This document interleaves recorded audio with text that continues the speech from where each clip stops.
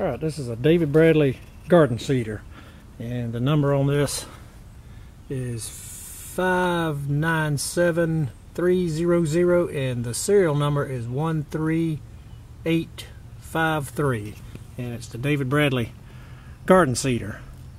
And it's kind of cool how I ended up with this. I was at a tractor show last year and I found these seed plates right here, which this is a set of 7. A complete set would have been 8. I'm missing the corn plate, which I think is F12, but I got the set of 7 for 20 bucks, and I thought at that price I better get these in case one day I ever came up with a garden seeder. Well, the next day when I was at the tractor show, I came across an acquaintance, and he said he had a garden seeder but was missing the plates. So I thought perfect. So he sold this to me, and about 2 months later I was able to pick it up, and it looks like it's been a pretty good little seeder. Now when I got it, it was missing this piece right here, which I found one of these at a flea market, and I think it was on an old Planet Junior seeder, and the gentleman sold me just that piece right there, which seems to work pretty good on here, and I think that'll be fine unless one day I do come up with the authentic part for it. So till then, this will be just fine. Now this is a pretty good little seeder. It was a lighter weight seeder made mainly for just gardens, but it'll plant, I think, anything from probably collard seed on up to maybe melon seeds. But it's got a lot of versatility with all the plates that came with it. Now this hopper on here, this is removable. You take these 2 wing nuts right here loose, and you can take this hopper off so that you can dump out the previous seed and replace it with the next seed that you're going to do. Now none of them had increments like I have on here.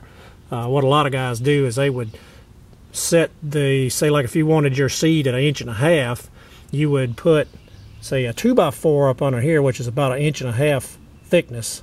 Set that under that wheel, and then run this down to the ground, and that would put this, it would make a furrow roughly about 1.5 inches deeper than the packing wheel. So, but what I did was I made some measurements and just took a paint pen and made these increments, 1/4 inch increments on here, so that hopefully I can kind of do things a little bit quicker out in the field. Now, I've only used this once, but it seemed to do pretty good. I planted some okra with it, and they all came up pretty good, I think. So I think this is going to work out pretty good.